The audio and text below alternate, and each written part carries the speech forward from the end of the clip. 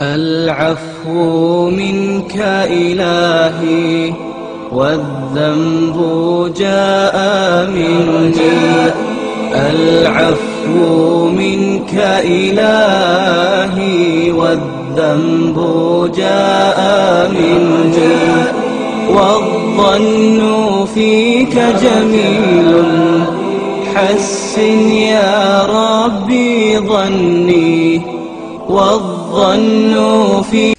چادر اپنے اوپر لٹکانے کا مقصد اسلام کیا بیان کرتا ہے؟ زینت کو چھپانا، یعنی آپ کا چہرہ زینت ہے، آپ کا وجود زینت ہے، آپ کا لباس زینت ہے، اس کو چھپانے کے لیے اپنے اوپر چادر لے لو. اور اب جو ہمارے ہاں چل رہا ہے، سوٹ کتنے کا ہے جو عورت پہنتی ہے؟ 500 روپے کا، 1000 روپے کا، 2000 روپے کا. اور وہ برقع جس سے میں نے اس سوٹ کی زینت چھپانی ہے وہ کتنے کا ہے؟ 5000 روپے کا. اس پہ نگ لگے ہیں، اس پہ موتی لگے ہیں، اس پہ کڑھائی ہوئی ہے. یہاں پہ چادر ڈالنی ہے تاکہ آنکھوں پر کسی کی نظر نہ پڑے، لیکن اس کے کنارے پر موتی لگے ہوئے ہیں جو دور تک اس کی چمک نظر آ رہی ہے. اے مسلمان عورت، کیا تو اپنی تاریخ کو بھول گئی ہے؟ تو وہی عورت تھی جس کو عرب کے لوگ زندہ زمین میں گاڑ دیا کرتے تھے. اگر کسی بہن کے دل میں شیطان یہ جملے ابھارنے کی کوشش کر رہا ہے کہ اسلام بڑا شدید ہے، پردہ بڑا سخت ہے، یہ باتیں میرے دل کو نہیں لگتی، تو میں اس کی اصلیت یاد کرواتا جاؤں. تو وہی عورت ہے جو عربوں کے ہاں بھیڑ بکری کی طرح بیچی جایا کرتی تھی. تو وہی عورت ہے جس کو عرب زمین کے اندر زندہ درگور کر دیا کرتے تھے. تو وہی عورت ہے جس کی پیدائش پر عرب اپنا منہ چھپا کے پھرتے تھے. کیسے اس خبر کا سامنا کرے؟ درود و سلام پڑھ میرے محمد الرسول اللہ پر صلی اللہ علیہ وسلم، جس نے تجھے ذلت کی دلدل سے نکال کر عزت کے مقام پر فائز کیا ہے. تجھے ماں کا مقام محمد الرسول اللہ نے دیا ہے، تجھے بیٹی کا مقام، تجھے بہن کا مقام. یہ عزت کے درجے دینے والے وہ ہیں جن کی حدیثوں سے تیرے ماتھے پہ بل پڑتا ہے. جمیل حسن یا ربی ظنی حسن ظنی العفو منك إلهي والذنب جاء مني العفو منك إلهي والذنب جاء مني والظن فيك جميل حسن يا ربي ظني والظن فيك جميل حسن يا ربي ظني حسن ظني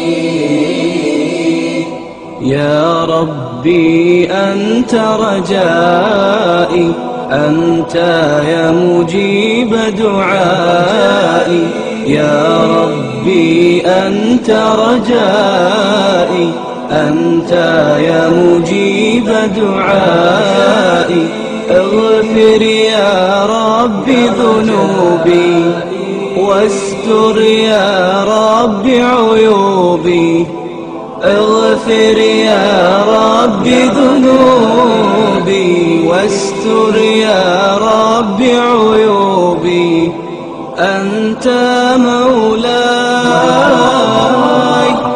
ارحمني واعف عني أنت يا معين أعني ارحمني واعف عني. إن الحمد لله نحمده ونستعينه ونستغفره ونعوذ بالله من شرور أنفسنا ومن سيئات أعمالنا من يهده الله فلا مضل له ومن يضلل فلا هادي له أشهد أن لا إله إلا الله وحده لا شريك له وأشهد أن محمدا عبده ورسوله أما بعد أعوذ بالله من الشيطان الرجيم بسم الله الرحمن الرحيم ولا تقربوا الزنا إنه كان فاحشة وساء سبيلا.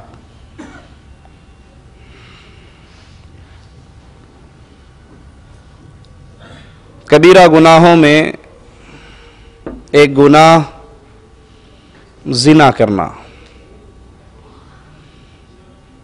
اسلام دین فطرت ہے، وہ انسان کی عزت، اس کی نسل کی حفاظت کرتا ہے، اور جو امور عزت کے خلاف ہوں، حسب و نسب کی بربادی کا سبب بنے، اسلام ایسے عملوں کو شدت سے روکتا ہے.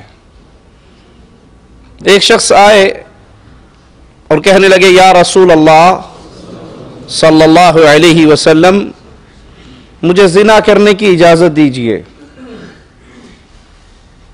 پیارے حبیب، پیارے نبی محمد کریم صلی اللہ علیہ وسلم، جہاں ہر میدان میں نور کا مینارہ، وہاں آپ سے پیارا معلم بھی اور کوئی نہیں ہے، آپ سے پیاری تربیت کرنے والا بھی اور کوئی نہیں. آپ علیہ الصلاۃ والسلام نے اس نوجوان کو قریب کیا، اپنے پاس بٹھایا اور اسے پوچھتے ہیں کیا تو اپنی بہن کے لیے اس عمل کو پسند کرتا ہے؟ وہ کہنے لگا آپ پہ قربان ہو جاؤں، میں اپنی بہن کے لیے پسند نہیں کرتا. کہا لوگ بھی اپنی بہنوں کے لیے پسند نہیں کرتے. آپ علیہ السلام نے پوچھا کیا تو اپنی ماں کے لیے، اپنی بیٹی کے لیے، اپنی خالہ کے لیے، اپنی پھوپھی کے لیے اس عمل کو پسند کرتا ہے؟ کہنے لگا قربان ہو جاؤں پیارے نبی صلی اللہ علیہ وسلم آپ پر، میں اس کو پسند نہیں کرتا. کہا لوگ بھی، آپ نے فرمایا لوگ بھی اپنی ماؤں، اپنی بہنوں، اپنی بیٹیوں، اپنی پھوپھیوں اور اپنی خالاؤں کے لیے اس عمل کو پسند نہیں کرتے. تو جس سے بھی یہ بدکاری کرے گا آخر وہ کسی نہ کسی کی بہن، کسی نہ کسی کی بیٹی، کسی نہ کسی کی پھوپھی. اپنے پیارے ہاتھ کو اس کے سینے پہ رکھا اور اپنے اللہ سے دعا کی اے اللہ اس نوجوان کے گناہ کو معاف کر دے اور اس کے سینے کو پاک کر دے. وہ فرماتے ہیں کہ جب میں اس مجلس میں داخل ہوا تھا میرے نزدیک سب سے زیادہ لذت والی چیز، مرغوب چیز زنا تھی، اور جب میں پیارے حبیب کی مجلس سے اٹھا مجھے جتنا اس سے نفرت کا اظہار ہو رہا تھا میرے دل میں، میری طبیعت میں، مجھے اس سے زیادہ کوئی چیز نفرت کے لیے نہیں لگتی تھی. رسول کریم صلی اللہ علیہ وسلم کی یہ شریعت اہل ایمان کے لیے زنا کو حرام قرار دیتی ہے. قرآن حکیم کی اس آیت پہ بھی آپ غور کریں، اللہ مالک نے اس میں یہ نہیں کہا کہ تم زنا نہ کرو، بلکہ آیت کے الفاظ کیا ہے وَلَا تَقْرَبُوا الزِّنَا، زنا کے قریب بھی نہ جاؤ. ایک تو ہے کہ زنا نہ کرو، لیکن شریعت کیا کہتی ہے اس کے قریب بھی نہ جاؤ. یعنی وہ اعمال، وہ راستے، وہ چیزیں جو اس کے اسباب میں آتی ہیں، جو زنا کا سبب بنتی ہے، اللہ ان اسباب سے بھی اہل ایمان کو منع کرتا ہے اور بیان فرماتا ہے کہ یہ تو بہت بڑی برائی ہے، بہت بڑی بے حیائی ہے، بہت بڑا گناہ ہے. الزانیۃ والزانی فاجلدوا کل واحد منہما 100 جلدہ. اگر کوئی مرد کوئی عورت یہ گناہ کر بیٹھے، یہ زنا کر بیٹھے، تو زانی مرد ہو زانی عورت ہو، دونوں کو 100 درے لگائے جائے. وَلَا تَأْخُذْكُمْ بِهِمَا رَأْفَةٌ فِي دِينِ اللَّهِ، اللہ کے دین کی حد کو قائم کرتے ہوئے تمہارے دل میں کسی قسم کی کوئی نرمی نہ آئے، ان کی طرف کوئی پیار اور محبت کا جھکاؤ والا نہ ہو، تم نرمی نہ کھاؤ ان کے اوپر، بلکہ جو اللہ نے حد مقرر کی ہے اس کو نافذ کرو. ان کنتم تؤمنون باللہ والیوم الآخر، اگر تمہارا اللہ پر اور آخرت کے دن پر ایمان ہے. ابو داؤد ترمذی میں ہے کہ رسول کریم صلی اللہ علیہ وسلم نے فرمایا جب کوئی بندہ زنا میں مشغول ہوتا ہے، لا یزنی زانی حین یزنی، جب زانی زنا کرتا ہے وہ مومن نہیں رہتا، اس کا ایمان اس کے اندر سے نکل جاتا ہے، اس کے سر پہ سایہ کر کے ٹہر جاتا ہے، انتظار کرتا ہے کہ کب یہ انسان اپنے اس گناہ سے باز آئے تو میں دوبارہ اس کے اندر داخل ہوں۔ یہاں پہ ایک نقطے پہ غور کیجئے، حدیث میں اور الفاظ بھی آتے ہیں، جب چور چوری کرتا ہے، زانی زنا کرتا ہے، شرابی شراب پیتا ہے تو مومن نہیں رہتا، اس کا ایمان اس سے نکل کے معلق ہو جاتا ہے ہوا میں، اس کے سر پہ انتظار کرتا ہے اگر ایسے لمحے میں موت آ جائے، ایمان نکلا ہوا ہے اور اس گناہ کی حالت میں موت آ جائے، اس سے بری کوئی موت ہوگی؟ اللہ یہ یقین مجھے اور آپ کو عطا فرمائے کہ موت کا ایک وقت مقرر ہے جو کبھی بھی آ سکتا ہے۔ اگر یہ یقین پختہ ہو جائے میرے اور آپ کے سینے میں، یقین کی حد کو ہم پہنچ جائیں تو انسان جب بھی گناہ کا ارادہ کرے، شیطان یا اس کا برا نفس اس کو گناہ کی طرف چلانے کی کوشش کرے اور وہ یہ سوچ لے کہ اگر اسی لمحے موت آ گئی، اگر فلم دیکھتے دیکھتے موت آ گئی، گانے سنتے سنتے موت آ گئی، بدکاری کرتے، شراب پیتے، بے حیائی کرتے، گناہ کرتے موت آ گئی، تو یہ تو نعوذ باللہ بہت بری موت ہے۔ صحیح مسلم میں ہے، سیدنا ابو ہریرہ رضی اللہ عنہ وارضاہ سے روایت ہے کہ پیارے حبیب محمد کریم صلی اللہ علیہ وسلم نے فرمایا، 3 قسم کے لوگ ایسے بدنصیب ہیں کہ اللہ قیامت کے دن نہ ان سے کلام کرے گا، نہ انہیں گناہوں سے پاک کرے گا، نہ ان پہ نظر رحمت فرمائے گا۔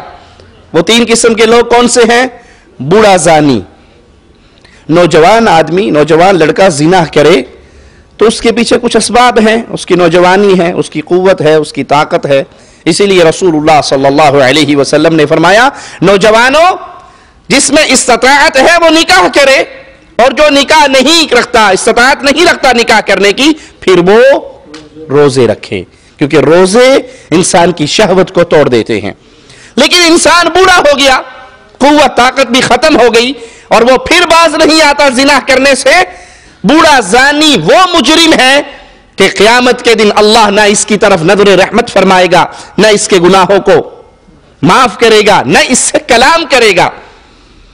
جھوٹا بادشاہ، اب انسان جھوٹ بولتا ہے یا تو ڈر کی وجہ سے یا لالچ کی وجہ سے، اور جب بادشاہ جھوٹ بولنے لگے، بادشاہ کو کس کا ڈر ہے؟ انسانوں میں سے اسے کسی کا ڈر نہیں۔ بادشاہ کو کیا لالچ ہے؟ وہ تو خود خزانوں کا مالک ہے۔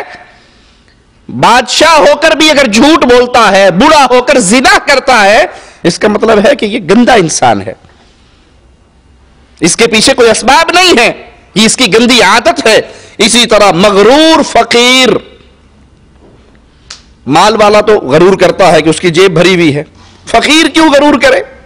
وہ کس بات پہ اترائے، وہ کس بات پہ اپنے ماتھے پہ بل ڈالے؟ غرور اور تکبر فقیر جب کرے جو خود مانگ کے کھا رہا ہے، جس کی گردن اتنی جھکی ہوئی ہے کہ وہ بیچارہ کھانے پینے کے لیے بھی لوگوں کے در کا سوالی بنتا ہے، اگر وہ اس حال میں اس فقیری کے اندر غرور کرتا ہے، تکبر کرتا ہے، تو یہ وہ بدنصیب ہے جس کی طرف قیامت کے دن اللہ مالک نہ ان کے گناہوں کو پاک کرے گا، نہ ان سے کلام کرے گا، اور نہ ان کے لیے دردناک عذاب ہوگا، نہ ان کے گناہ معاف ہوں گے، نہ ان سے کلام ہوگا، نہ ان کی طرف نظر رحمت سے دیکھا جائے گا، بلکہ ان کے لیے دردناک عذاب ہوگا۔ صحیح بخاری میں ہے، رسول اللہ صلی اللہ علیہ وسلم نے فرمایا، میں نے خواب میں زناکاروں کو دیکھا، اور نبی کا خواب وحی ہوا کرتا ہے، نبی کا خواب، نبی کریم صلی اللہ علیہ وسلم کے بعد کوئی بندہ خواب کی بنیاد پہ کوئی مسئلے نہیں بنا سکتا۔ میں نے خواب دیکھا تھا، مجھے فلاں حضرت نے یہ کہا، فلاں بابا جی نے یہ کہا، اب شریعت کا یہ مسئلہ بن گیا، نہیں۔ لیکن نبی کریم صلی اللہ علیہ وسلم کا خواب، انبیاء کا خواب اللہ کی طرف سے وحی ہوا کرتا ہے۔ فرمایا میں نے خواب میں زناکاروں کو دیکھا جو ایک تنور کے اندر تھے، جس کا منہ تنگ تھا اور اس کا پینڈا نیچے والا حصہ بہت چوڑا تھا، اور وہ اس کے اندر چیخ رہے، چلا رہے، شور شرابہ کر رہے، چیخنے چلانے کی آوازیں آ رہی، اور نیچے آگ کی شدت ہوتی، وہ آگ ان کو اوپر کی طرف لے آتی، قریب کہ وہ اس تنور سے نکل جائے، آگ پھر دھیمی ہوتی تو وہ زمین کی طرف واپس گڑھے کی تہ میں لوٹ جاتے۔ ابو داؤد میں ہے، پیارے حبیب علیہ الصلوۃ والسلام نے اپنے ایک صحابی کو ایک شخص کے پاس بھیجا کہ جاؤ اس کو قتل کر دو اور اس کے مال کو چھین لاؤ. کیوں؟ اس نے اپنے باپ کی بیوی سے نکاح کیا ہے. باپ کی بیوی اس کے لیے ماں کا درجہ رکھتی ہے, ستیلی ماں ہے, وہ ماں کا درجہ رکھتی ہے, اس سے نکاح حرام ہے. جس سے باپ نے نکاح کر لیا اس سے بیٹا نکاح نہیں کر سکتا, اگر کرے گا تو زنا ہوگا. ایک شخص نے یہ جرم کیا تو پیارے حبیب علیہ الصلوۃ والسلام نے اس کو قتل کرنے کے لیے روانہ کیا کہ جاؤ اسے قتل بھی کر دو اور اس کے مال کو بھی چھین لو. صحیح مسلم میں ہے, رسول اللہ صلی اللہ علیہ وسلم نے فرمایا مجاہدین کی عورتوں کی عزت پیچھے رہ جانے والوں کے لیے ایسے ہے جیسے ان کی ماں کی عزت ہوتی ہے. کچھ مسلمان اللہ کے دین کے لیے جہاد کے لیے نکل گئے, مارکوں کے لیے نکل گئے, توحید کو پھیلانے کے لیے نکل گئے, وہ اللہ کے راہ کے راہی بن گئے, مجاہد بن گئے. اب ان کی فیملی, ان کے بچے, ان کی بیوی پیچھے ہیں. پیچھے رہ جانے والے لوگ, ان کے لیے اس عورت کی عزت ایسے ہے جیسے ان کی اپنی سگی ماں کی عزت ہے. اور اگر کوئی جہاد فی سبیل اللہ پر جانے والے مجاہد کی بیوی کے ساتھ خیانت کرتا ہے, اس جرم کا ارتکاب کرتا ہے, تو اس کا کیا بنے گا؟ قیامت کے دن محمد کریم صلی اللہ علیہ وسلم فرماتے ہیں اللہ اس مجاہد کو اور اس خائن کو آمنے سامنے کھڑا کر دے گا اور مجاہد کو اجازت دے گا کہ اس کی نیکیوں کے ڈھیر میں سے جتنی چاہتا ہے اٹھا لے. تو اللہ کے دین کے لیے نکل گیا, اللہ کے نام پہ نکل گیا, اللہ کے راستے میں قتال کے لیے نکل گیا, تیری بیوی کے ساتھ اس نے خیانت کی. اب اس کی سزا یہ ہے کہ یہ اس کی نیکیوں کا ڈھیر ہے, تو جتنا چاہتا ہے اس سے لے لے. پھر رسول اللہ صلی اللہ علیہ وسلم نے اپنے اصحاب کی طرف دیکھ کر پوچھا کہ کیا خیال ہے, وہ اس کے نیکیوں کے ڈھیر میں کوئی ایک نیکی بھی چھوڑے گا؟ وہاں تو ایک ایک نیکی کی قیمت ہوگی, ایک ایک نیکی کی قدر ہوگی. کیا وہ اس کے دامن میں کوئی نیکی رہنے دے گا؟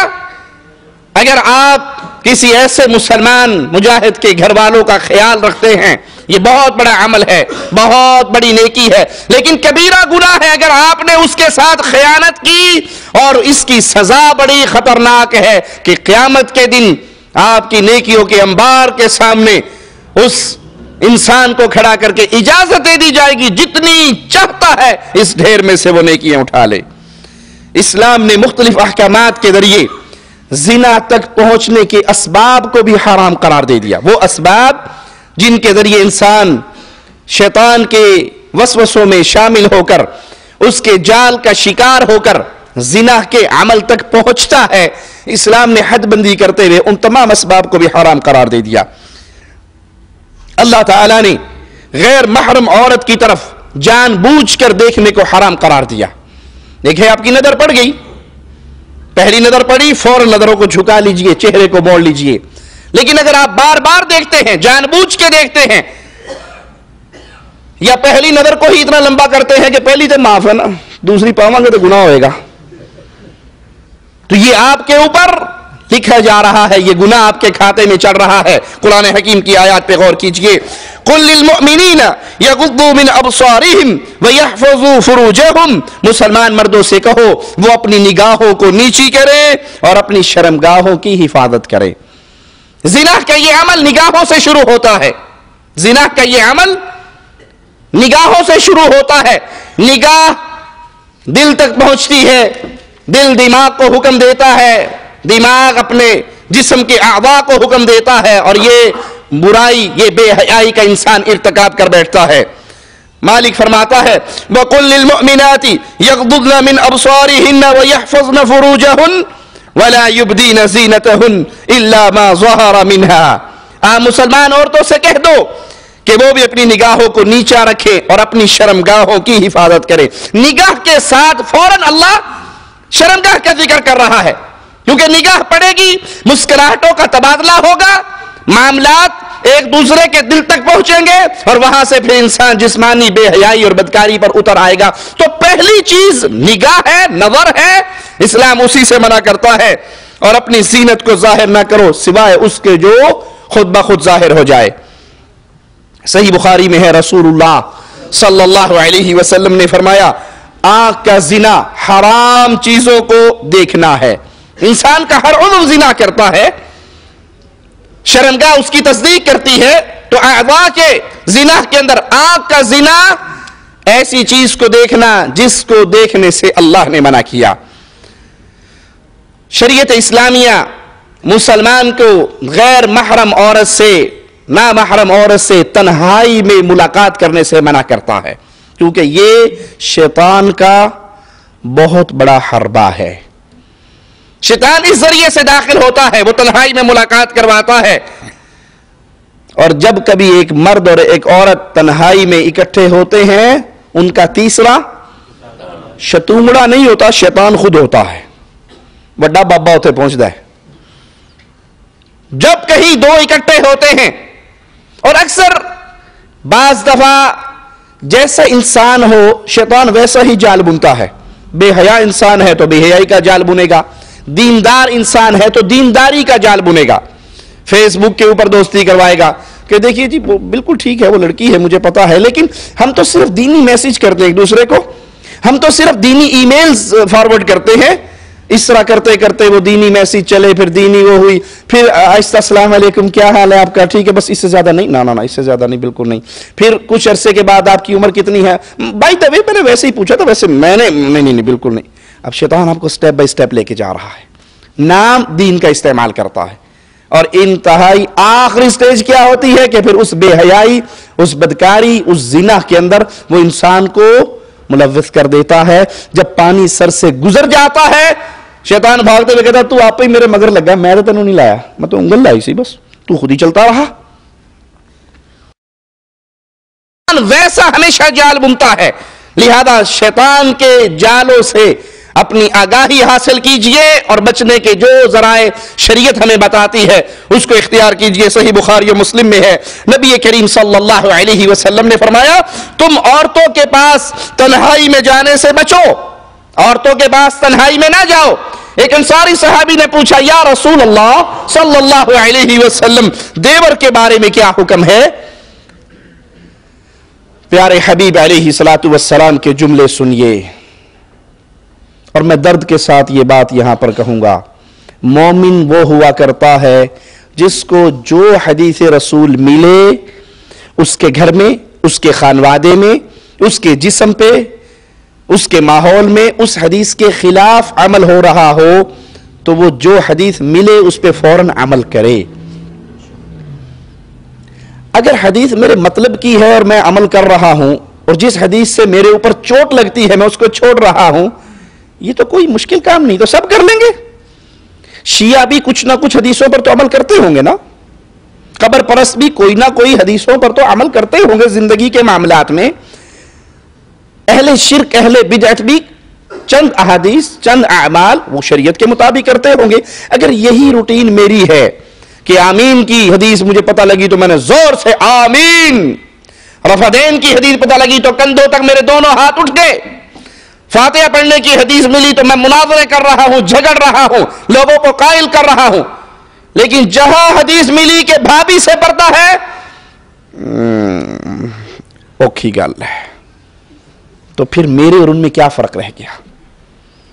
سائل پوچھتا ہے، انصاری صحابی پوچھتے ہیں یا رسول اللہ صلی اللہ علیہ وسلم دیور کے بارے میں کیا حکم ہے؟ پیارے حبیب محمد کریم صلی اللہ علیہ وسلم نے فرمایا دیور تو موت ہے.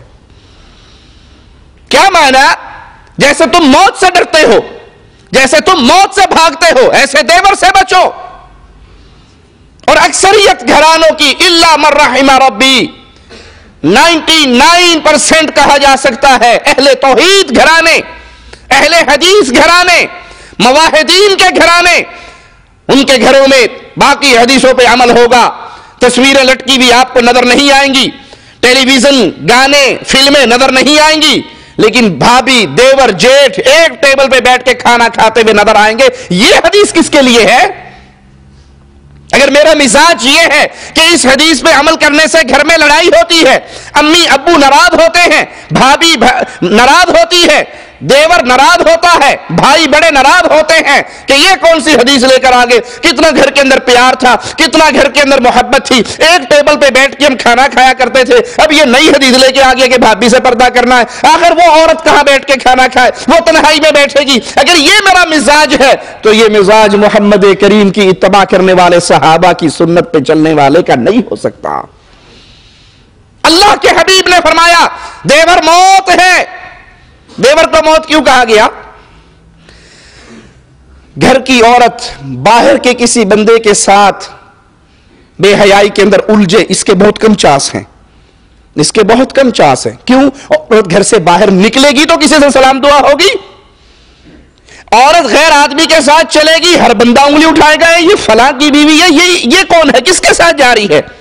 لیکن وہ ایک گھر میں ہے، ایک چار دیواری میں ہے، جہاں پر اس کا دیور اس کے ساتھ ہے، اس کا جیٹ اس کے ساتھ ہے۔ یہاں پہ شیطان کو جتنا جلدی موقع مل سکتا ہے وہ غیر آدمی سے نہیں مل سکتا۔ غیر آدمی کی طرف عورت بڑھے گی تو شک کی ہزار نگاہیں اٹھیں گی، لیکن دیور جیٹ کی طرف اگر شیطان اس کو لے کر جائے گا تو یہاں پہ شک، پابی جی پابی ماورگی بندی، بھابی تو ماں جیسی ہوتی ہے۔ اور ہندوؤں کی تہذیب ہے، مجھے معاف کر دیجئے گا، ہندوؤں کی تہذیب ہے کہ شادی کے وقت دیور کو کیا بناتے ہیں جی؟ بھابی کی گود میں بٹھا کر کیا کہتے ہیں؟ سڑبالا۔ بھابی کی گود میں بٹھایا جاتا ہے دیور کو اور کہا جاتا ہے جیسے تیری ماں ہے یہ بھی ماں ہے۔ ارے اسلام نے اس کو ماں نہیں کہا، اسلام اس کو موت کہہ رہا ہے، اسلام اس پر موت کا لفظ پکار رہا ہے۔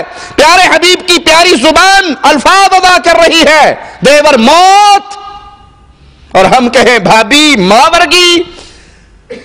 اس کا مطلب ہے کہ ہم اللہ کی شریعت کے مسائل کو پیارے حبیب کے سے زیادہ جانتے ہیں، نعوذ باللہ ثم نعوذ باللہ۔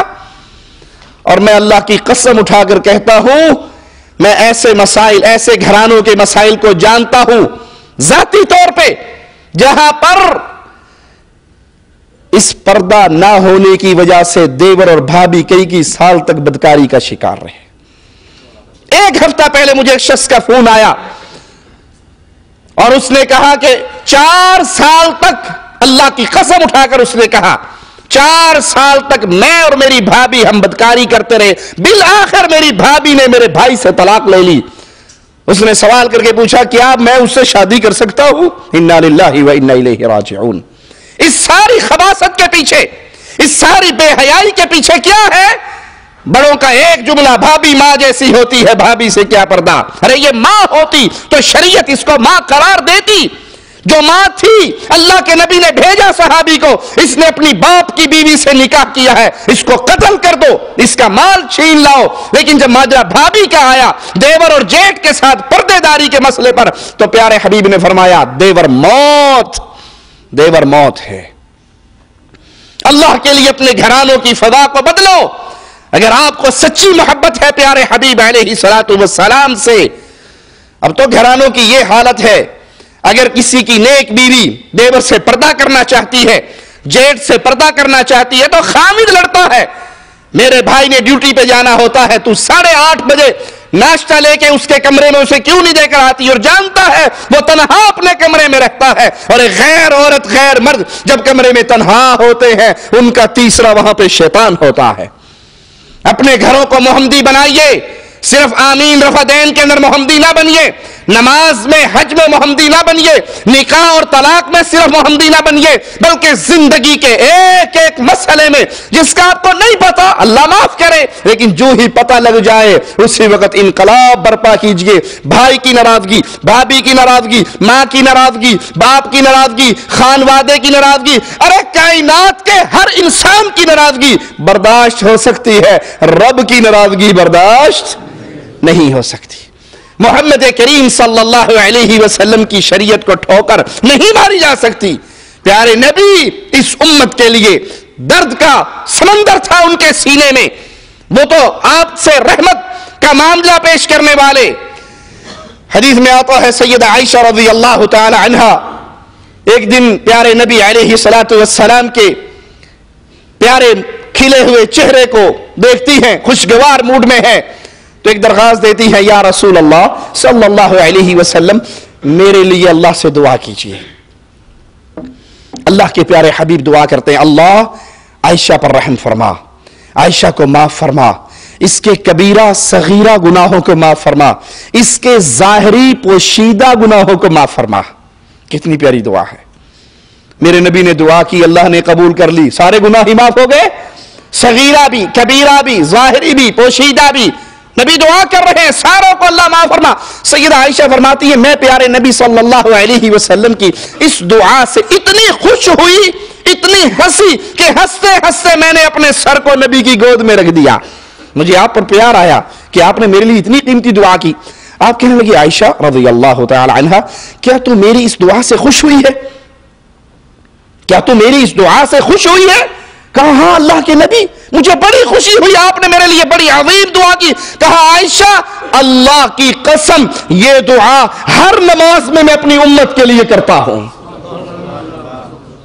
آپ سے تو نبی کو اتنا پیار تھا، اتنی محبت تھی، ہر نماز میں اپنی زوجہ محترمہ کے لیے ڈیمانڈ پر دعا کی، اور آپ کے لیے ہر نماز میں بغیر ڈیمانڈ کے دعا کرتے رہے۔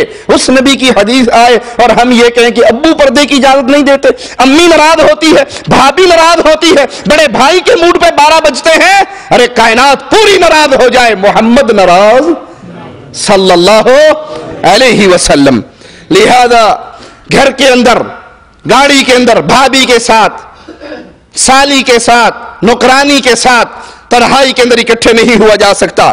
اسی طرح زنا کی طرف لے جانے والے اعمال میں عورت کا خوشبو لگا کر گھر سے باہر نکلنا، اسلام اس کو حرام قرار دیتا ہے۔ ترمذی میں ہے، پیارے حبیب علیہ الصلوۃ والسلام نے فرمایا، جو عورت خوشبو لگا کر کسی قوم کے پاس سے گزرتی ہے، اس کی خوشبو غیر آدمیوں تک، نامحرم ناکوں تک پہنچتی ہے۔ پیارے نبی کی پیاری زبان سے جملہ نکل رہا ہے، سنیے گا، فَهِيَ زَانِيَةٌ زَانِيَةٌ زَانِيَةٌ، یہ زانیہ ہے، زانیہ ہے، زانیہ ہے۔ اس نے زنا کیا ہے؟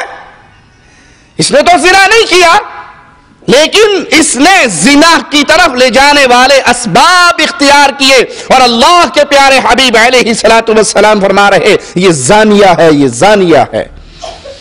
بخاری و مسلم میں ہے، عبداللہ ابن عباس رضی اللہ عنہما فرماتے ہیں کہ رسول اللہ صلی اللہ علیہ وسلم نے فرمایا، کوئی عورت بغیر محرم کے سفر نہ کرے۔ ایک صحابی کہنے لگے، یا رسول اللہ صلی اللہ علیہ وسلم میری بیوی حج کے لیے جا رہی ہے اور میرا نام فلاں جنگ میں، فلاں غزوے کے اندر لکھا ہوا ہے۔ پیارے رسول صلی اللہ علیہ وسلم نے فرمایا کہ تم جہاد پہ جانے کے عمل کو ترک کر دو، غزوے کو چھوڑ دو، جہاد کو چھوڑ دو، جنگ کو چھوڑ دو، اور اپنی بیوی کے ساتھ جا کر اسے حج کروا کے لاؤ۔ آپ صلی اللہ علیہ وسلم نے جہاد پہ جانے والے صحابی کے جہاد کے عمل کو ترک کروا کے اس کو روانہ کیا اپنی بیوی کے ساتھ حج کرنے کے لیے کہ تنہا اس کو نہ بھیجو۔ غیر محرم عورتوں سے ہاتھ ملانا، مصافحہ کرنا بری عادات، جاہلانہ تقلید کا حصہ ہے، کیونکہ غیر عورت کا ہاتھ چھونا ہاتھ کا زنا ہے۔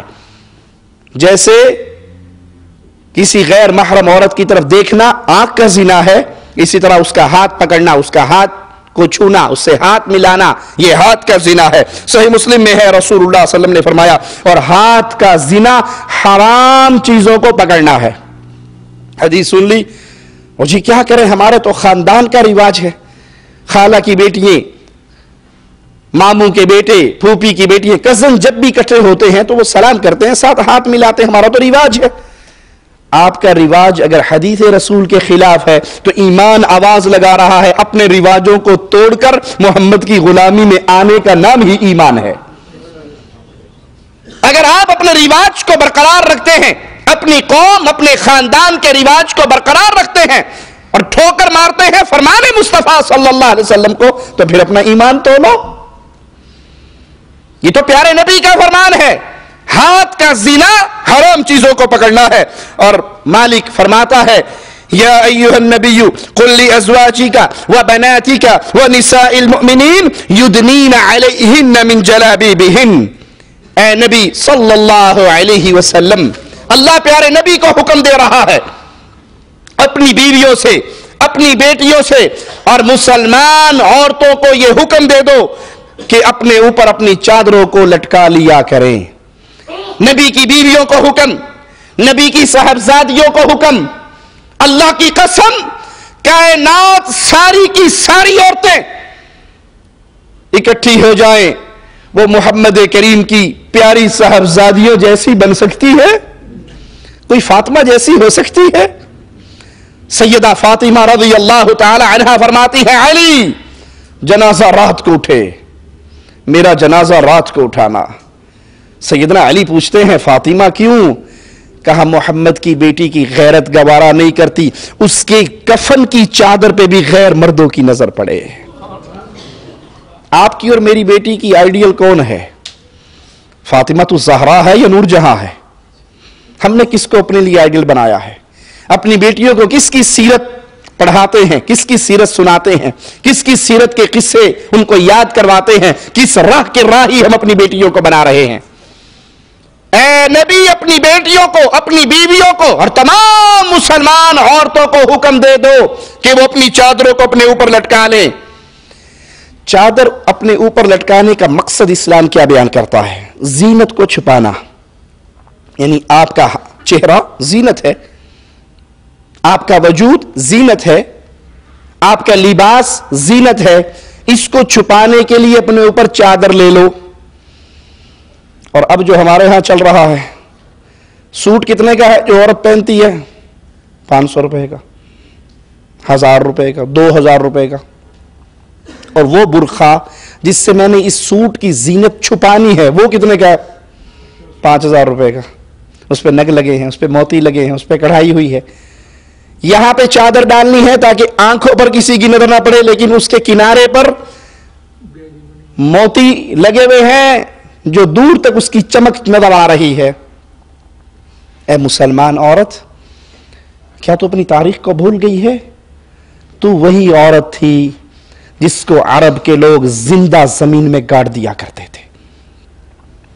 اگر کسی بہن کے دل میں شیطان یہ جملے ابھارنے کی کوشش کر رہا ہے کہ اسلام بڑا شدید ہے، پردہ بڑا سخت ہے، یہ باتیں میرے دل کو نہیں لگتی، تو میں اس کی اصلیت یاد کرواتا جاؤں. تو وہی عورت ہے جو عربوں کے ہاں بھیڑ بکری کی طرح بیچی جایا کرتی تھی.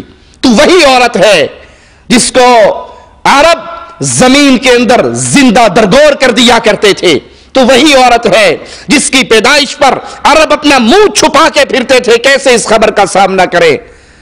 درود و سلام پڑھ میرے محمد الرسول اللہ پر صلی اللہ علیہ وسلم، جس نے تجھے ذلت کی دلدل سے نکال کر عزت کے مقام پر فائز کیا ہے.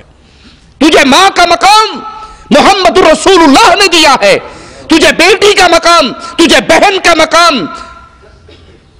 یہ عزت کے درجے دینے والے وہ ہیں جن کی حدیثوں سے تیرے ماتھے پہ بل پڑتا ہے، وگرنہ میرے نبی کے فرامین نہ ہوتے تو اسی طرح دفن ہوتی رہتی. یہ پیارے نبی تھے جس نے تجھے عزت کی راہ پر چلایا ہے، آج اسی رسول کی باتوں کو ٹھوکر مارتی ہے. پیارے نبی علیہ الصلوۃ والسلام کی شریعت حکم دیتی ہے اپنی زینتوں کو چھپانے کا، لیکن آج اپنا لباس چھپانے کے لیے جو چادریں مارکیٹ میں ہیں، جو برقعے مارکیٹ میں ہیں، وہ خود زنا، بدکاری، بے حیائی کا بہت بڑا سبب ہے.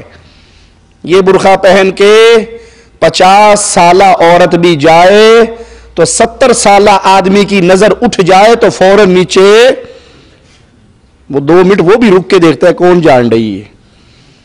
تحدیث نعمت کے طور پہ میں آپ کو اپنا واقعہ سناتا ہوں. میری شادی ہوئی، میری بیوی کی عمر اس وقت 16 سال تھی، میری عمر 23-24 سال ہوگی. ہم ٹرین میں سفر کر رہے، خانیوال کے ریلوے اسٹیشن پر ہم پہنچے تو میں جوس لینے کے لیے نیچے اترا. میری بیوی سیٹ پر بیٹھی ہوئی تھی، وہ ٹوپی والا برقع، سادہ برقع وہ اس نے اپنے سر پہ لیا. جب میں ٹرین میں داخل ہوا جوس لے کے، ایک سفید داڑھی والے بابے نے میری بیوی کی بازو پکڑی ہوئی یہاں سے اور کہہ رہا ماں اٹھے میری سیٹ ہے. ماں اٹھ، یہ میری سیٹ ہے۔ اب وہ ٹوپی والے سادے برخے کے اندر اس 50-60 سالہ بابے کو نہیں پتا کہ اندر 60 سالہ ہے یا 16 سالہ ہے۔ یہ تو تیری پوتیوں جتنی ہے جسے تو ماں کہہ کے پکار رہا ہے، اس کو ماں کس نے کہلوایا؟ اس کی چادر نے، اس کی برخے نے۔ لیکن اگر آپ ایسی چادر لو جس سے آنکھیں نظر آ رہی ہیں، جس سے آپ کا آدھا ناک نظر آ رہا ہے، پورا ماتھا چھلک رہا ہے، اور اس کے اوپر موتی لگے ہوئے ہیں، نگ لگے ہوئے ہیں، شیشے لگے ہوئے ہیں، اس کے اوپر کڑھائی ہوئی ہے، اس پہ بیل بوٹے بنے ہوئے ہیں، تو یہ 70 سالہ اماں کو بھی پہناؤ گے تو دیکھنے والا 25 سالہ ہی سمجھے گا۔ اور ویسے جو لباس، وہ لباس بھی بے حیائی کے لباس ہیں، باریک تنگ لباس جس سے جسم کا انگ انگ نظر آتا ہے، باریک لباس، نیٹ کے لباس، ایسی لون کہ وہ کپڑے پہن کر ننگی ہوتی ہے، کپڑے پہنے ہوئے لیکن اس کا پورا جسم اندر سے نظر آ رہا ہے۔ یہ ایسے ڈیزائن کفار کو دیکھ کر، فلموں والیوں کو دیکھ کر، اداکاراؤں کو دیکھ کر مسلمان عورتیں بھی ان کے نقش قدم پہ دوڑ پڑی، اور ایسا لباس، ایسا ڈریس، ایسا ڈیزائن جس سے جسم چھپتا ہی نہیں ہے۔ اور عجیب بات ہے، مارکیٹ میں کپڑے لینے چلے جاؤ، لباس جتنا زیادہ جسم کو چھپانے والا ہوگا اتنا سستا ہوگا۔ لباس، عورت کا جسم جتنا پورا لباس، پوری بازویں ہو، ٹخنے تک ہو، ڈھیلا ڈھالا ہو، وہ آپ کو 15-20 ریال کا مل جائے گا۔ اور جس سے 35-45% جسم ننگا رہے اس کو ہاتھ لگاؤ تو وہ 150 ریال کا ہوگا۔ جتنا مختصر ہے اتنا ریٹ زیادہ ہے۔ یہ تو بے حیائی کا لباس ہے، اس کو بیچنا بھی حرام ہے، اس کو خریدنا بھی حرام ہے، اس کو پہننا بھی حرام ہے۔ اور ایسے لباس میں کفار کی مشابہت ہوتی ہے، اور کفار کے ساتھ ان کے لباس میں، ان کی عادات میں، ان کی طور طریقوں میں ان کی تقلید کرنا، اسلام اس کو حرام قرار دیتا ہے۔ کچھ لباس ایسے ہوتے ہیں جن پہ تصویریں بنی ہوئی ہیں، عورتوں کے لباس ہیں تو ناچنے اور گانے والیوں کی تصویریں ہیں، جنہیں فنکارائیں اور امن کی سفیر، ثقافت کی سفیر کہا جاتا ہے، حالانکہ وہ ناچنے والی ہیں جن کے اوپر اللہ کے رسول صلی اللہ علیہ وسلم نے لعنت کی ہے۔ یہ ملعون عورتیں ہیں جو اپنے وجود کو لوگوں کے سامنے ٹیلی ویژن کی سکرین پہ پیش کرتی ہیں، جو تھر تھراتی ہے، غیر مرد نظریں ان کو دیکھتی ہیں، ان کے گھنگروؤں کی آواز گونجتی ہے، ان کی ساری زینت ان کے خاوند کے لیے تھی لیکن وہ عوام کے لیے پیش کر رہی ہے۔ یہ ملعون عورت ہے۔ صحیح مسلم میں ہے، پیارے حبیب علیہ الصلوۃ والسلام نے فرمایا، 2 قسم کے جہنمی ایسے ہیں جن کو میں نے ابھی نہیں دیکھا۔ کیا معنی؟ وہ بعد میں پیدا ہوں گے۔ پیارے حبیب علیہ الصلوۃ والسلام کے دور میں نہ تھے۔ 2 قسم کے جہنمی، ایک قسم کے وہ ظالم لوگ جن کے ہاتھوں میں گائے کی دم کی طرح کے کوڑے ہوں گے، جن کو وہ لوگوں کو جن سے ماریں گے ظلم کے ساتھ، بے انصافی کے ساتھ۔ ایسا حکمران طبقہ جو لوگوں پہ ظلم کرے گا، ان پہ کوڑے برسائے گا، درے برسائے گا، نبی فرماتا ہے یہ جہنمی ہے، میں نے ان کو نہیں دیکھا۔ اور وہ درے اور کوڑے بصورت ظلم ہوں گے، حدود کے قیام کے لیے نہیں، انصاف کی فراہمی کے لیے نہیں، ظلم و ستم کرتے ہوئے۔ اور ایسی عورتیں وہ بھی جہنمی ہیں، نبی کریم ان کو جہنمی قرار دے رہے ہیں صلی اللہ علیہ وسلم، جو لباس پہنی ہوئی ہوں گی مگر برہنہ ہوں گی، زیب و زینت کا اظہار، ان کا لباس تنگ، جالی کا لباس، نیٹ کا لباس، اتنا ٹائٹ، اتنا تنگ، چوڑی دار پجامے، وہ پجامہ پہننے کے باوجود اس کی ٹانگ کی جسامت بتا رہی ہے یہ کتنی موٹی ہے، کتنی پتلی ہے، اس کا جسم کا ایک انگ عیاں ہو رہا ہے، لباس پہنا ہوا ہے لیکن وہ اپنی چال ڈھال سے، اپنے لباس سے، اپنے ڈیزائنوں سے، کفار کی مشابہت سے وہ لباس پہننے کے باوجود ننگی ہوں گی، برہنہ ہوں گی، لوگوں کو اپنی طرف مائل کرنے والی، خود ان کی طرف مائل ہونے والی۔ جو غیرت مند ہوتی ہے وہ کسی کی طرف مائل ہوتی ہے، وہ کسی کو اپنی طرف مائل کرتی ہے۔ ایک عورت کا جھگڑا، ایک مسلمان عورت کا، میری بہنوں یہ تمہارے لیے آئیڈیل ہے، ان عورتوں کی سیرتوں پہ آؤ۔ ایک عورت نے جا کر قاضی کے سامنے مقدمہ کر دیا، میرا خامند میرا حق مہر نہیں دے رہا۔ خاوند انکار ہو گیا، خاوند نے کہا نہیں، منکر ہو گیا اس کے حق مہر سے، معاملہ قاضی کے پاس پہنچ گیا، عورت سے کہا گیا کوئی گواہ پیش کر کہ اس نے تیرا حق مہر نہیں دیا، وہ گواہ بھی آ گیا، قاضی نے کہا تم گواہی دیتے ہو؟ کہا ہاں۔ قاضی کہنے لگا لازم ہے کہ گواہی دینے سے پہلے عورت کا منہ تو دیکھے کہ یہی وہ بی بی ہے یا کوئی اور تو نہیں، تو عورت اپنا منہ ننگا کرو تاکہ گواہ تمہارا چہرہ دیکھ سکے۔ غیرت مند خامن کے کانوں سے یہ جملے ٹکرائے، کہنے لگا قاضی صاحب رک جائیے، میں تسلیم کرتا ہوں میں نے اپنی بیوی کا حق مہر دینا ہے، لیکن اللہ کی قسم میری غیرت برداشت نہیں کرتی کہ بیوی میری ہو اور بھری عدالت میں اس کا منہ اور دیکھے۔ یہ غیرت کہاں مر گئی ہمارے گھروں سے؟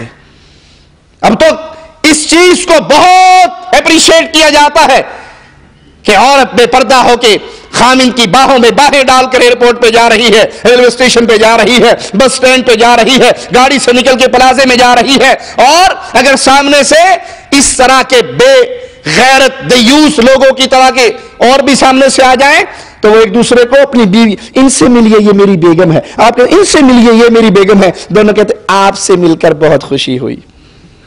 یہ غیرت مند ہے؟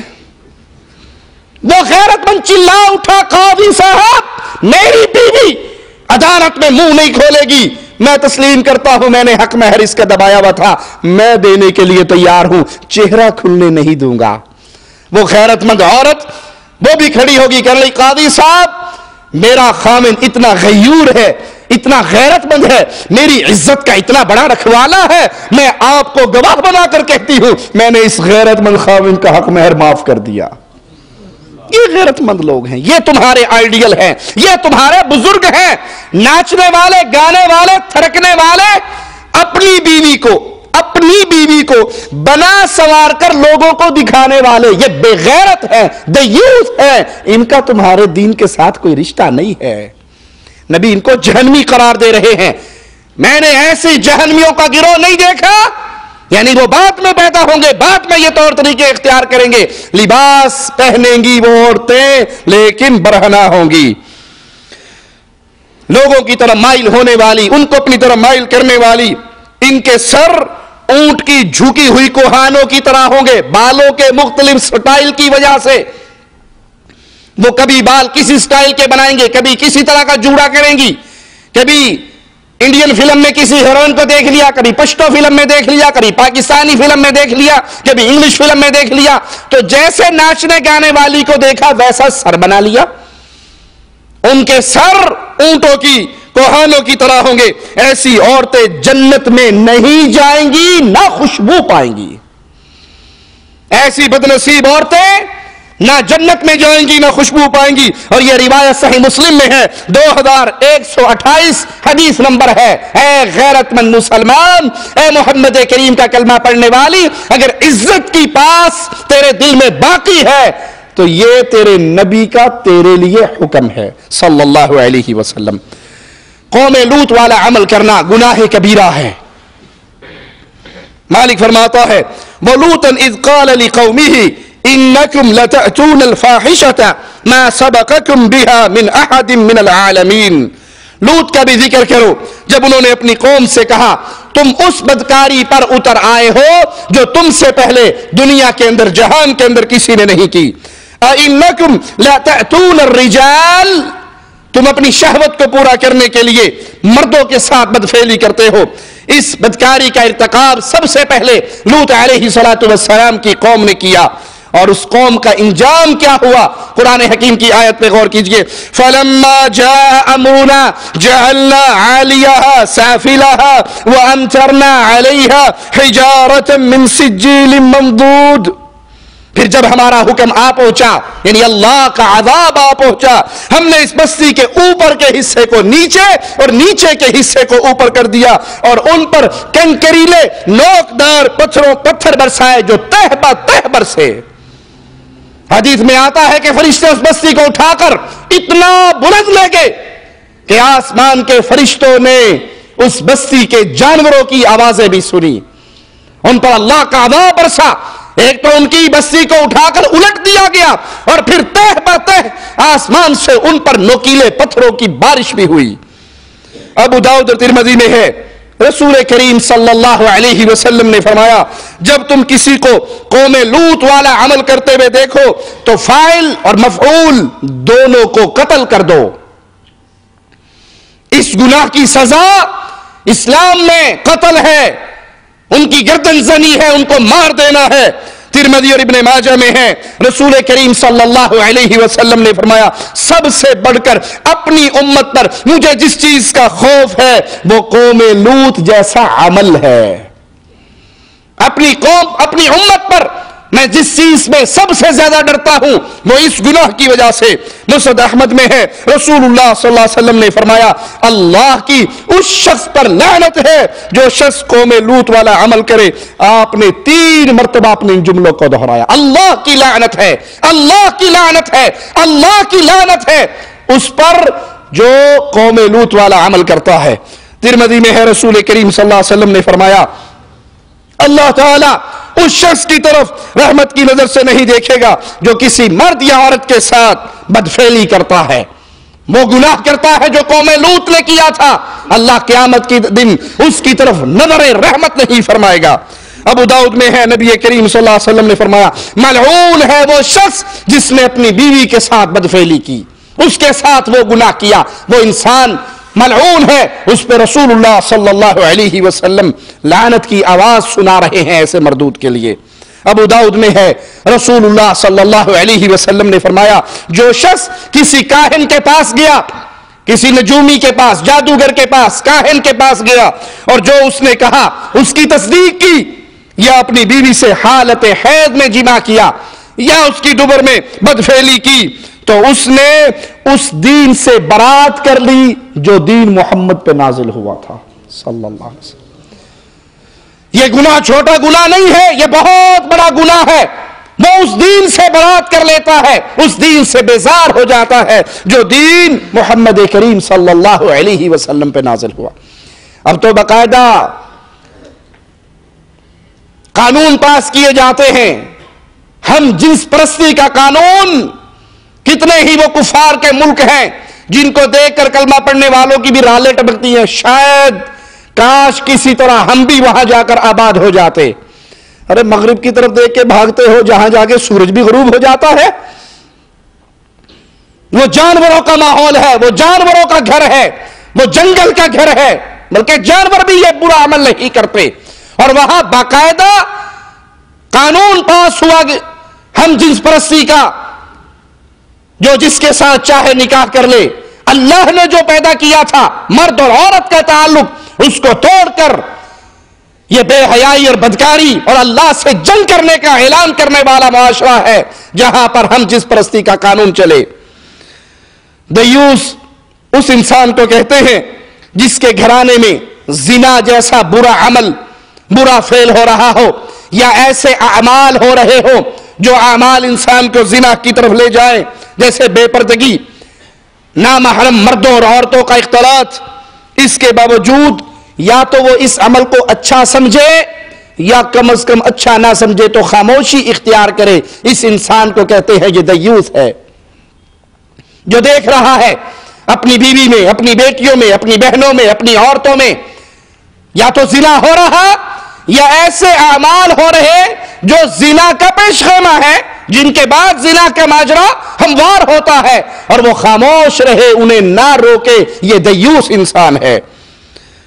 رسول کریم صلی اللہ علیہ وسلم نے فرمایا، نسائی کے اندر یہ روایت موجود ہے، 2563 حدیث نمبر ہے، 3 قسم کے لوگوں کو اللہ تعالیٰ قیامت کے دن نظر رحمت سے نہیں دیکھے گا۔ 3 قسم کے لوگ ایسے بدنصیب ہیں جو قیامت کے دن مالک کی نظر رحمت سے محروم ہوں گے۔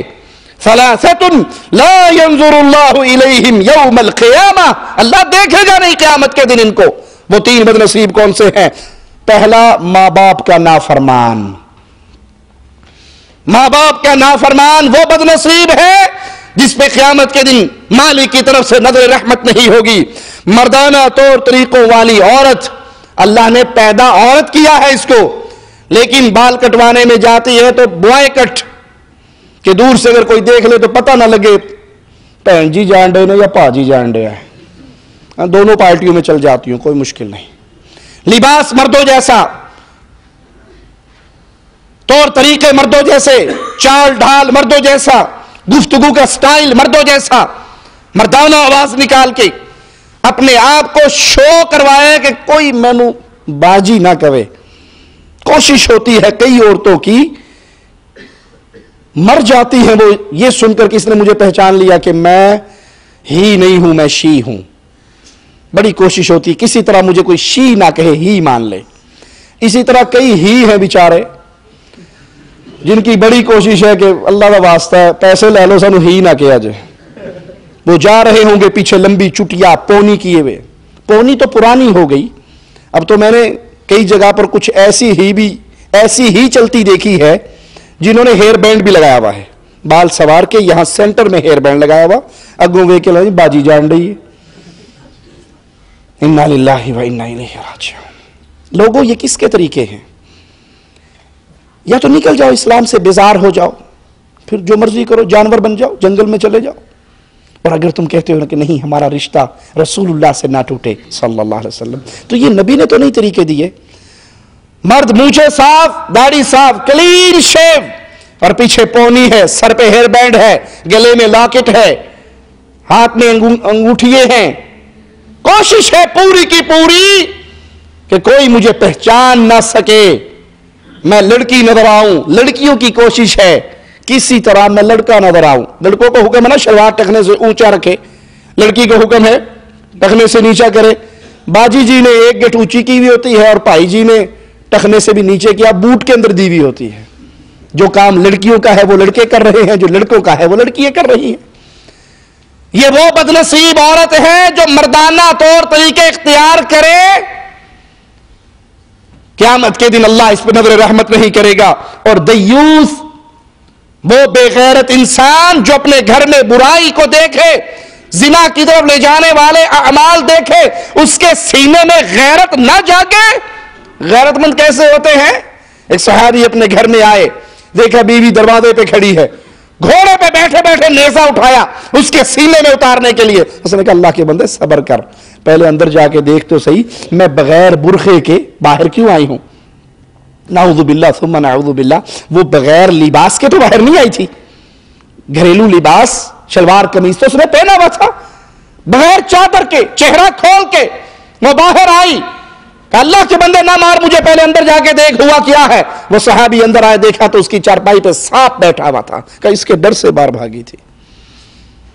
یہ غیرت مند ہوتے ہیں۔ ایک صحابیہ کا بیٹا شہید ہو گیا، وہ چادر میں لپٹ کے آئی، پورا برقع کر کے اہتمام کر کے آئی، اللہ کے نبی صلی اللہ علیہ وسلم سے اپنے بیٹے کا ماجرا پوچھتی ہے۔ صحابہ نے کہا اس کو دیکھو، اس کا بیٹا مارا گیا ہے، اور یہ کس طرح، یعنی اتنے بڑے غم کے باوجود اس کو یہ شعور باقی رہا کہ میرا پردہ نہ کھلے، یہ پردے میں لپٹ کے آئی ہے۔ وہ مومنہ جواب میں کہتی ہے میرے رسول کے صحابہ، میرا بیٹا مارا گیا ہے، میری غیرت نہیں مری۔ کیا یہ غیرت ہمارے گھر میں ہے؟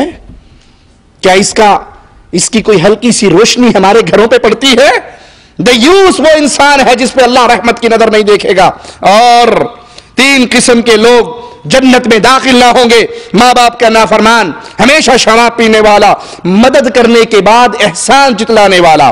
دیوس وہ بے غیرت انسان جو اپنے گھر میں بے حیائی برائی کو ہوتا دیکھے اور دند وٹ جائے کہ نیا دور ہے، نئے دور کے نئے تقاضے ہیں، ہم نے معاشرے کے ساتھ زمانے کے ساتھ قدم سے قدم ملا کر چلنا ہوتا ہے۔ اس کو مزید آسان کر کے بیان کر دوں، اگر آپ اپنے گھر میں آتے ہیں، کوئی اپنے گھر میں آئے اور اپنے گھر کی عورت کو غیر آدمی نامحرم مرد کے ساتھ تنہائی میں بیٹھا دیکھے اور اسے منع نہ کرے، سر سٹ لے، دند وٹ جائے، چپ کر جائے، آنکھیں بند کر جائے، کنی کترا کے نکل جائے کہ کوئی بات نہیں، کسی کی بیٹی، کسی کی بہن، کسی کی بیوی ایسے مرد کے ساتھ بیٹھی ہے جو اس کے لیے نامحرم ہے، وہ کزن ہو، وہ ماموں کا بیٹا ہو، وہ پھوپھی کا بیٹا ہو، وہ کزن ہو، وہ غیر آدمی ہو، غیر معاشرے کا ہو، اور وہ تنہائی میں اکٹھے اکیلے بیٹھے ہیں، غیرت مند وہ ہوتے ہیں. سیدنا سعد بیٹھے ہوئے نبی کریم کے پاس, باقی صحابہ بھی تشریف فرما. آپ نے پوچھا اگر تم اپنی بیوی کو غیر مرد کے ساتھ دیکھو تنہا بیٹھے ہوئے تو کیا کرو گے؟ فرمایا واللہ لأقتلنہما, اللہ کی قسم دونوں کی گردنوں کو کاٹ ڈالوں گا. صحابہ نے حیران ہو کر دیکھا حضرت سعد کی طرف. آپ نے فرمایا سعد کی غیرت پہ تعجب نہ کرو, انا اغیر من سعد, محمد کی غیرت تو سعد سے بھی زیادہ ہے, اور اللہ کی غیرت محمد کی غیرت سے بھی زیادہ ہے صلی اللہ علیہ وسلم. یہ غیرت مند ہے. لیکن اگر آپ اپنے گھر کے اندر یہ بے پردگی, عورتوں اور مردوں کا یہ اختلاط برداشت کرتے ہیں, ٹیلی فون پہ عورتیں ایک ایک گھنٹہ باتیں کر رہی اور آپ کو پتہ لگ بھی گیا کہ یہ لڑکی سے بات نہیں کر رہی بلکہ یہ کسی مرد سے باتیں ہو رہی ہے, یہ میلز کسی لڑکی نے نہیں بھیجی, کسی مرد نے بھیجی ہے. اس کے انٹرنیٹ پہ رابطے, فیس بک پہ رابطے, یاہو پہ رابطے, ٹیلی فون پہ رابطے, موبائل میسیجز, یہ لڑکی کے نہیں بلکہ کسی اور کے ساتھ ہے, اور آپ سر سٹ کے نکل جاتے ہیں کہ ٹھیک کوئی نہیں, وہ پرانا دور تھا جب پردے کی باتیں ہوتی تھی. اب تو یہ تقاضا ہے, اب تو یہ ضرورت ہے کہ لڑکی بالغ ہونے کے بعد اپنا ہمسفر خود چن لے. اور کئی عورتیں فخر سے کہتی ہیں امی جان نے بھی پسند کی شادی کی تھی, بڑی بہن نے بھی پسند کی تھی, میں کر لی تو کیڑا اوکھا کام کیتا. تو سمجھ لیجئے کہ اس گھر کے مرد جو ہیں وہ غیرت مند, وہ دیوس اور بے غیرت ہیں جو اپنے گھر کے اندر یہ بے حیائی دیکھیں. اور مجھے معاف کر دینا, یہ بے حیائی کی تعلیم اکثر مرد اپنے گھروں میں خود دیتے ہیں.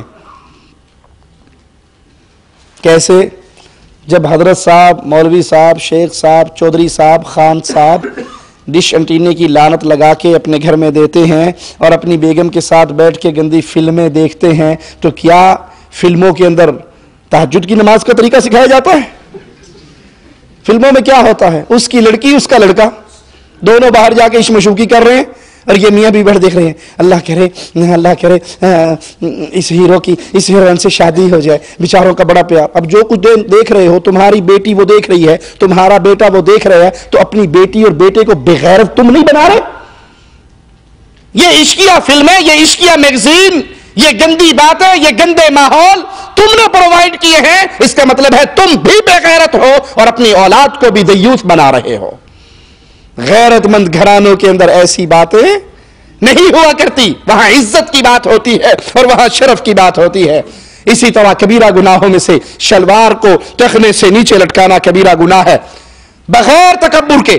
یہاں یہ مسئلہ بھی سمجھ لیجئے, بغیر تکبر کے کسی کی شلوار نیچے ہو رہا, آپ کو نہیں جی وہ صاحب وہ تکبر سے نیچے لٹکاؤ تب گناہ ہے نا, ویسے تو گناہ نہیں ہے. ہم تکبر سے نہیں لٹکاتے, ہم تو ویسے لٹکائی ہوئی ہے. آئیے یہ مسئلہ بھی حل کرتے ہیں. صحیح بخاری میں ہے, رسول اللہ صلی اللہ علیہ وسلم نے فرمایا ما اسفل من الکعبین, جو تہبند ٹخنوں سے نیچے لٹکے, ففی النار, وہ جہنم میں ہے, وہ آگ میں ہے. جو کپڑا ٹخنے سے نیچے لٹکے وہ جہنم میں ہے. اس حدیث میں, صحیح بخاری کی حدیث 5787 حدیث نمبر, اس حدیث میں تکبر کا ذکر عام حدیث ہے. جس کا کپڑا, اس کی پینٹ, اس کی شلوار, اس کی تہمت, اس کی چادر, اس کی ثوب, اس کی بست, اس کا کپڑا اگر ٹخنے سے نیچے ہے تو یہ حصہ آگ کے اندر ہے. بغیر تکبر کے نیچے کرنا بھی حرام ہے اور وہ آگ کی وعید پاتا ہے. ابو داؤد میں ہے, رسول کریم صلی اللہ علیہ وسلم نے فرمایا مومن کا تہبند آدھی پنڈلی تک ہو تو کوئی حرج نہیں. جس کا کپڑا اس کی آدھی پنڈلی تک ہے, نبی اس کو کیا کہہ رہے ہیں؟ مومن. مومن کی تہبند, اس کی شلوار, اس کی ثوب, اس کا کپڑا آدھی پنڈلی تک ہو تو کوئی, ہماری تھوڑی سی ٹخنے سے اونچی ہو تو کیا تانا ملتا ہے, چھوٹے بھائی دی پائے ہیں. یہ ساری باتیں ہمارے معاشرے کے اندر ایک نئی چیز بن گئی ہیں. پچھلے دنوں کراچی سے کسی محترمہ نے فون کر کے مجھے خوب گالیاں دی. وہ بیچاری جتنی گالیاں دے سکی اس نے دی, اور کہنے لگی تم نے سوائے شلوار اونچی کرنے کے سیکھا کیا ہے, سوائے داڑھی نیچے کرنے کے سیکھا کیا ہے. ہم نے کہا معاف کرنا, یہ تو طریقہ ہمیں رسول اللہ نے سکھایا ہے. داڑھی لٹکائی ہم نے اپنی مرضی سے تو نہیں, ہمارے ابو جی کا تو حکم نہیں ہے کہ داڑھیوں کو لٹکاؤ، یہ تو محمد کریم کا حکم ہے، وفروا اللحا، اپنی داڑھیوں کو بڑھاؤ، وفروا ای کثروا، بڑھاؤ، زیادہ کرو۔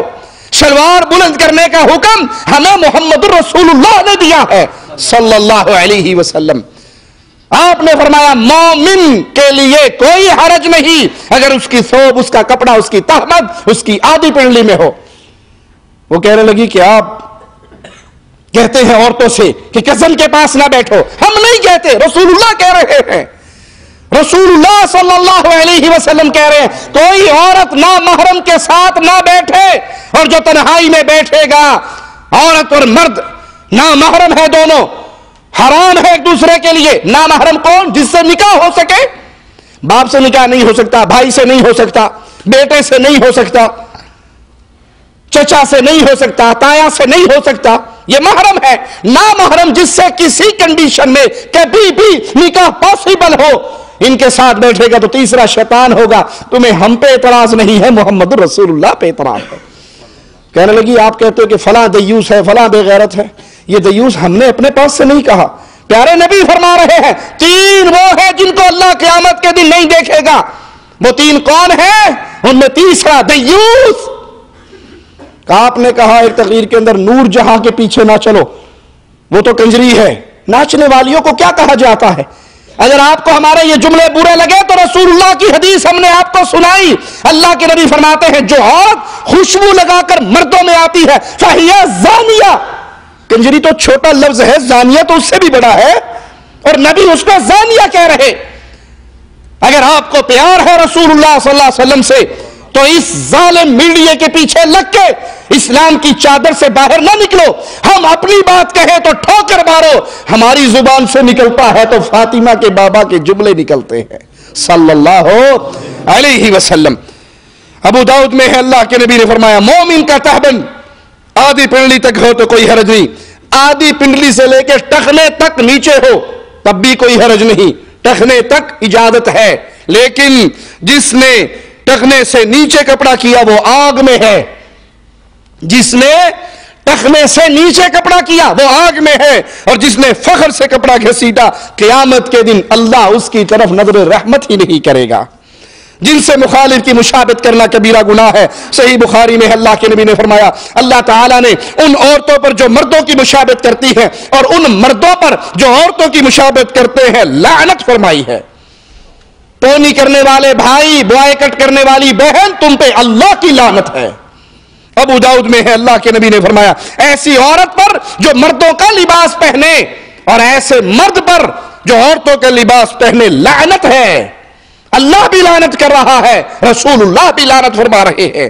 یہ مشابہت چاہے حرکات و سکنات میں ہو، چال میں ہو، لباس میں ہو، مثلا عورت کے لیے جائز ہے ریشم پہنے، اگر مرد ریشم پہنے گا تو اس پہ لعنت ہے۔ عورت کے لیے جائز ہے وہ سونا پہنے، اگر مرد بھی سونا پہننے لگ جائے تو اس پہ لعنت ہے۔ عورت کو لمبے بال کرنے کے لیے زینت ہے اس کی، اگر مرد اس طرح کے بال بنانے لگ جائے، پونیے کرنے لگ جائے، ہیئر بینڈ لگانے لگ جائے، کانوں میں بالیے پہننے لگ جائے، ناک میں کوکا پہننے لگ جائے تو یہ لعنتی مرد ہے۔ اس پہ لعنت ہم نہیں کر رہے، عرش والا بھی کر رہا ہے اور مدینے والا بھی کر رہا ہے۔